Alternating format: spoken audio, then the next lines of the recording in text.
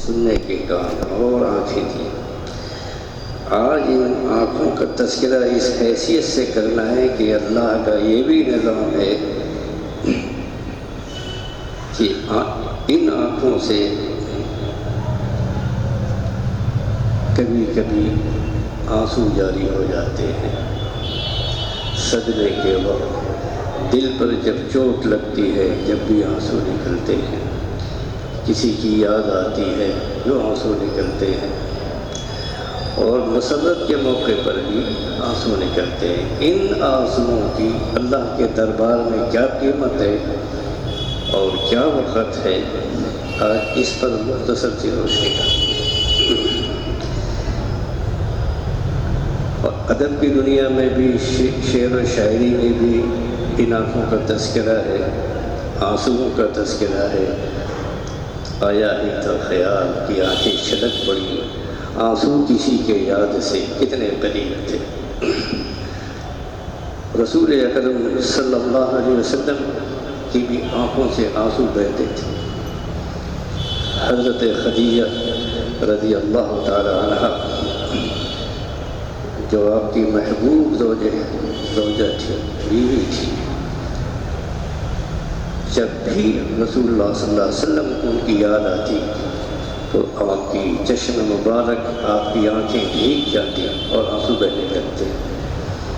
حضرت حمزہ کی شہادت پر میدان احد میں جب ان کی ناش مبارک پر گئے، اتنی زور سے رسول اکرم صلی اللہ علیہ وسلم روئے، میدان کے باہر تک آواز ہے، لوگ نے سنا۔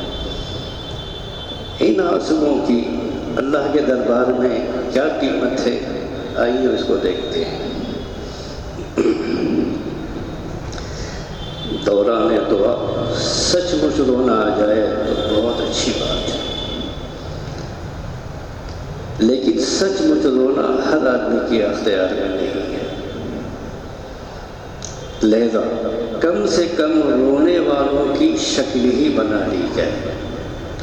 جب بندہ رونے والوں کی شکل بنا لیتا ہے تو اللہ تعالیٰ اپنے فضل سے اس کے ساتھ سچ مچ رونے والوں کا سا معاملہ فرما دیتے ہیں۔ جیسے رونے والے کی دعا رد نہیں ہوتی، رونے کی شکل بنا کر ماننے والوں کی دعا بھی رد نہیں ہوتی۔ یہ بات ایسی نہیں کہی جا رہی ہے۔ رسول اکرم صلی اللہ علیہ وسلم نے فرمایا کہ یا ایھا الناس ابکوا، اے لوگوں رو، فإن لم تبکوا فتباکوا، اے لوگوں تم رویا کرو، اگر رونا نہ آئے تو رونے کی صورت ہی بنا۔ امام غزالی رحمہ اللہ کو دنیا جانتی ہے، آپ نے بھی سنا ہوگا ان کا نام۔ جب آپ فرماتے ہیں کہ جب فرش پر کوئی بچہ روتا ہے، گڑ گڑاتا ہے، تو ماں کی ممتا بے قرار ہو جاتی ہے۔ جب تک اپنے بچے کو گلے لگا کر دودھ نہ پلا دے، اس وقت تک اس کو چین نہیں آتا۔ اسی طرح جب کوئی بندہ زمین پر اللہ کے سامنے روتا ہے تو عرش پر اللہ تعالیٰ کی رحمت بے قرار ہو جاتی ہے، تو رونا اللہ تعالیٰ کو بہت پسند ہے۔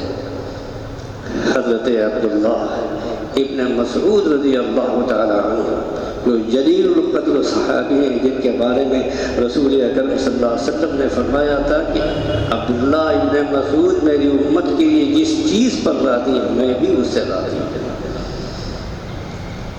ان کی روایت آپ فرماتے ہیں کہ ما من مؤمن یخرج عینیہ دموع وان کان مثل راس الذباب من خشیۃ اللہ ثم یصیب شیئا من حظ وجهہ الا حرمہ اللہ علی النار۔ جس بندے مومن کی آنکھ سے اللہ کے خوف سے آنسو نکلے، اگرچہ وہ مکھی کے پر کے برابر ہو، وہ آنسو اس کے چہرے پر گر جائے تو اللہ تعالیٰ اس چہرے کو جہنم حرام فرما دیتے ہیں۔ یہ بہت بڑی خوشخبری ہے رونے والوں کے لیے۔ اگر خدا نخواستہ جہنم کا فیصلہ ہوا ومعاذ اللہ تو اس کی آنکھ اللہ سے سفارش کرے گی، اور اللہ تعالیٰ اس آنکھ کی برکت سے پورے جسم کو جہنم سے نجات دے کر جنت میں داخل کر دیا۔ تو رونا بڑی نعمت ہے، دنیا کا کوئی پانی جہنم کی آگ کو بجھا نہیں سکتا۔ سمندر کے سمندر جہنم میں ڈال دیا جائے وہ آگ نہیں بجھ سکتی ہے۔ التی تطلع علی الافئدہ، جس کے بارے میں آپ نے پڑھا، لیکن مومن کی آنکھ سے اللہ کے ڈر سے جو پانی نکلتا ہے اس کے اندر اتنی طاقت ہے، وہ جہنم کی آگ کو بجھاتے ہیں۔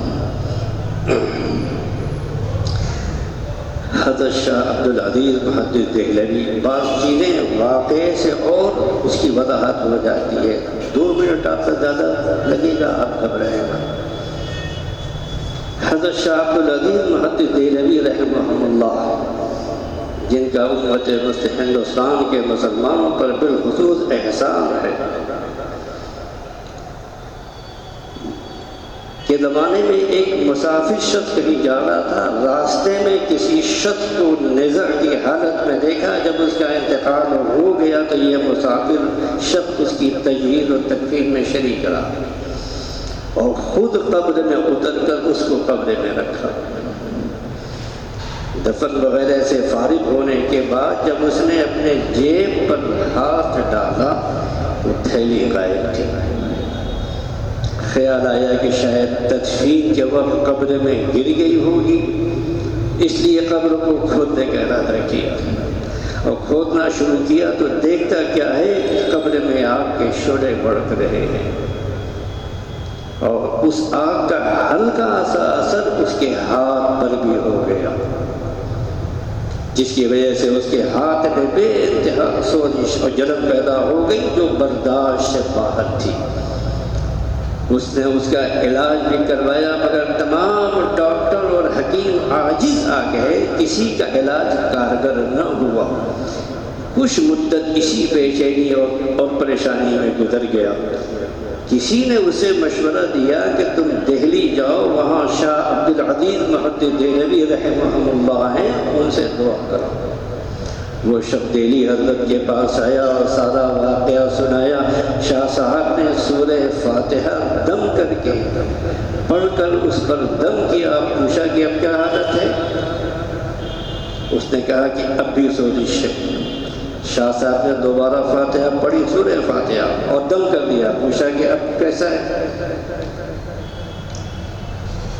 تو اس نے کہا اب بھی جل نہیں گئی حضرت۔ شاہ صاحب نے تیسری مرتبہ جب پڑھ کر دم کیا اور کہا کہ اب بتاؤ کیا حال ہے؟ اس نے کہا حضرت اب بھی جلن ویسی ہی ہے۔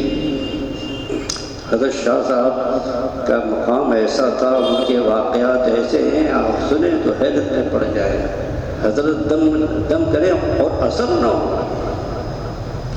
یہاں یہ بھی بتا دوں آپ کو کہ سورہ فاتحہ اگر 7 بار پڑھ کر پانی پہ دم کر کے پی لیا جائے یا کسی کو پلایا جائے تو حضرت شیخ نظام الدین اولیاء رحمہ اللہ کا بیان ہے کہ کوئی بھی مرض ہو، کوئی بھی بیماری ہو، کوئی بھی جادو ہو، سحر ہو، اس سے انشاءاللہ شفا ہو۔ بہرحال اس نے کہا حضرت جلن تو اب بھی ویسے ہی ہے۔ اس پر شاہ عبدالعزیز محدث دہلوی نے فرمایا کہ قبر میں جس آگ سے تیرا ہاتھ جلا ہے وہ دنیا کی آگ نہیں ہے، بلکہ آخرت کی اور جہنم کی آگ ہے۔ جہنم کی آگ کا علاج دنیا کی دوائیاں اور دنیا کے ڈاکٹر نہیں کر سکتے۔ اس آگ کا علاج دنیا میں صرف ایک ہے، وہ یہ ہے کہ تنہائی میں جاؤ، اپنے گناہوں پر استغفار کر کے خوب رو، اور آنکھوں سے جو آنسو کا قطرہ نکلے اسے تم اپنے جلے ہوئے ہاتھ پر لگا لینا، کیونکہ حدیث میں ہے، حضرت نے فرمایا مجھ سے کہ اللہ کے خوف سے گرے ہوئے آنسو جہنم کی آگ کو بجھا سکتے ہیں۔ چنانچہ اس نے ایسا ہی کیا، جیسے ہی آنسو کا قطرہ لگا ساری سوزش، ساری جلن ختم ہو گئی۔ یہ ہے آنسو کی قیمت جو اللہ کے خوف سے گرتے ہیں۔ یہ ہے ایک مومن کے آنسو کی قیمت، لہذا دعا کرتے وقت رونا بھی چاہیے۔ اور رونے کے بعد جو آنسو نکلے بعض حضرات نے کہا اسے چہرے پر مل لینا چاہیے۔ مولانا تھانوی رحمہ اللہ فرماتے تھے، ان کے ملفوظ میں ہے کہ میں نے ایک روایت دیکھی کہ ایک صحابی جب وہ اللہ کے خوف سے روتے تھے، آنسو نکلتے تھے تو ان کو اپنے چہرے پر مل لیتے تھے۔ سیدنا علی کی بات بھی سن لیجیے۔ حضرت علی کے بارے میں آتا ہے رضی اللہ تعالیٰ عنہ وارضاہ کہ راتوں کو تنہائی میں ایسے بے قرار ہوتے تھے جیسے کسی چھوٹے بچے کو زہریلے سانپ یا بچھو نے کاٹ لیا ہو۔ ایک بھوک سی دل میں اٹھتی ہے، ایک درد سا دل میں ہوتا ہے، جب ساری دنیا سوتی ہے میں رات کو اٹھ کر روتا ہوں۔ بعض بزرگوں نے کہا ہے کہ یہ امت راتوں کو جب روتی تھی تو اللہ تعالیٰ دن میں اس کو ہنستے ہوئے رکھتے تھے، اور جب سے امت نے راتوں کو چھوڑنا چھوڑ دیا، رونا چھوڑ دیا تو دنوں میں بھی رونا پڑتا ہے۔ آج حالات ایسے ہی ہے، سب طرف سے رونا ہی رونا ہے۔ جس ملک میں جائیے ہر طرف ایک آگ لگی ہوئی ہے، پورے عالم میں ایک شور مچا ہوا ہے، امن و امان رخصت، خاص طور پر اس امت پر طوفانوں کی طرح حالات ہیں۔ ایسے حالات میں ہمیں خوب اللہ کے سامنے رونا چاہیے تاکہ اللہ کی رحمت جلدی متوجہ ہو جائے۔ لیکن ہم لوگ گھر سے آتے ہیں تو ایسا لگتا ہے کہ رمضان المبارک اس لیے آتا ہے کہ ہماری خواتین و مستورات بس شاپنگ کریں، پہلے عشرے میں بھی اور دوسرے اور آخری عشرے میں جو سب سے زیادہ جو قیمتی ہے اس پہ تو بس شاپنگ ہی شاپنگ، حواس باختہ چلی جا رہی ہے۔ دیکھیے کہاں کا رونا، کہاں کا دعا، کہاں کی دعا، کہاں کا استغفار۔ ان حالات میں بھی یہ حال ہے۔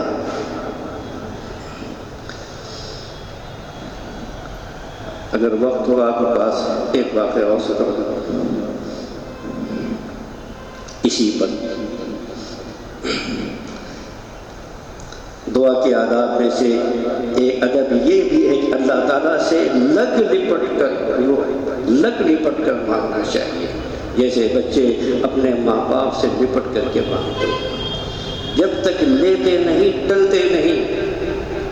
حضرت مولانا ابرار الحق صاحب رحمہ اللہ فرماتے تھے کہ دعا بچوں سے سیکھو کہ جس طرح وہ اپنے ماں باپ سے لپٹ کر کے مانگتے ہیں اس طرح مانگو۔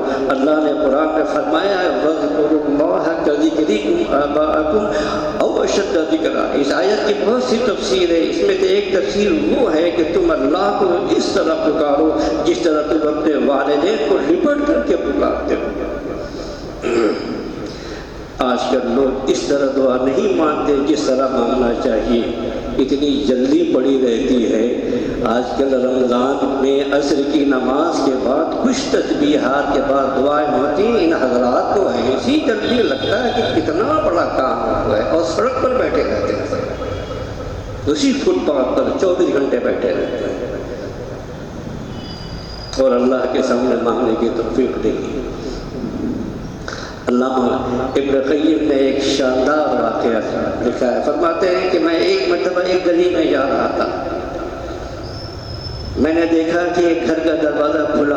ابن قیم نے بہت بڑی ہستی ہے، اپنا واقعہ خود بتا رہے، ایک ماں اپنے بچے کو مار رہی تھی اور دروازے سے دھکا دے کر کے باہر کر دیا اور کہا کہ تو بڑا نافرمان ہو گیا ہے، تو میری بات سنتا ہی نہیں ہے، تو میں تجھ کو اس گھر میں دیکھنا نہیں چاہتی، چل نکل یہاں سے۔ یہ کہہ کر ماں نے دھکا دیا، دروازہ بند۔ علامہ ابن قیم فرماتے ہیں کہ میں تھوڑی دیر کے لیے کھڑا ہو گیا، کیا دیکھتا ہوں کہ بچہ کچھ دیر تک تو روتا رہا، پھر اس نے آہستہ آہستہ چلنا شروع کر دیا۔ چلتے چلتے وہ گلی کے موڑ تک پہنچا تو وہاں تھوڑی دیر کھڑا سوچتا رہا، پھر آہستہ آہستہ قدموں سے واپس آنے لگا، اپنے گھر کے دروازے پر بیٹھ کر پہنچ گیا۔ وہ تھکا ہوا تھا، نیند غالب آئی، اس نے دروازے کی دہلیز پر سر رکھا، سو گیا، بچہ تو بچہ۔ کافی دیر کے بعد اس کی ماں نے کسی کام سے دروازہ کھولا تو کیا دیکھتی ہے کہ بیٹا جس کو دھکے دے کر بھگا دیا تھا دہلیز پر سر رکھے ہوئے سو رہا ہے۔ ماں کا غصہ ابھی تک ٹھنڈا نہیں ہوا تھا۔ ماں نے اسے بالوں سے پکڑ کر پھر غصے سے اٹھایا اور کہا کہ تو یہاں سے کیوں نہیں جاتا، یہاں کیوں آیا ہے؟ بچے کی آنکھوں میں آنسو بھر آئے اور کہنے لگا کہ امی جب آپ نے دھکے دے کر گھر سے نکال دیا تھا تو میرے دل میں خیال آیا تھا کہ میں کہیں چلا جاتا ہوں، میں بازار میں کھڑا ہو کر بھیک مانگوں گا، پھر کسی کے جوتے صاف کر لوں گا۔ یہ سوچ کر میں گلی کے موڑ تک تو چلا گیا، لیکن امی وہاں جا کر میرے دل میں خیال آیا کہ اے لڑکے تجھے دنیا میں کھانا پینا تو مل جائے گا، سب کچھ مل جائے گا، مگر ماں کی محبت کہیں نہیں مل سکتی۔ امی یہ سوچ کر میں واپس آ گیا۔ اب میں اسی در پر پڑا ہوں اور میں پڑا ہوں۔ امی اگر آپ دھکے بھی دیں گی تو میں کہیں نہیں جا سکتا، کیونکہ آپ جیسی محبت مجھے کوئی بھی نہیں دے سکتا۔ جب ماں نے یہ بات سنی اس کا دل موم ہو گیا، آنکھیں بھر آئیں اور فرد شفقت سے کہا کہ بیٹے اب تیرے دل میں جب یہ احساس ہے تو مجھ جیسی محبت تجھے کوئی نہیں دے سکتا، تو آ جا، گھر کے دروازے اب تیرے لیے کھلے ہوئے، اور اس گھر میں اپنی پوری زندگی گزار دے، میں کچھ بھی نہیں کروں۔ یہ واقعہ سنانے کے بعد علامہ ابن قیم کی آنکھوں سے دیکھا واقعہ ہے، پھر فرمایا کہ بندے کو بھی چاہیے، بڑوں کی بات بڑی ہوتی ہے۔ اس واقعے سے انہوں نے یہ نتیجہ نکالا اور لکھا کہ بندوں کو بھی چاہیے کہ اسی طرح اللہ سے نپٹ کر مانگے اور کہے کہ پروردگار یہی تو در ہے جہاں سے معافی ملی، لہذا میں تیرے در کو چھوڑ کر کہیں نہیں جا سکتا۔ جب انسان اس طرح دعا کرے گا تو اللہ تعالیٰ ضرور اسے معاف کر دے گا۔ اللہ تعالیٰ ہم سب کو اس ماہ مبارک میں افطار کے وقت، سحر کے وقت، کسی بھی وقت دعا مانگنے کی توفیق عطا فرمائے۔ وآخر دعوانا ان الحمد للہ رب العالمین۔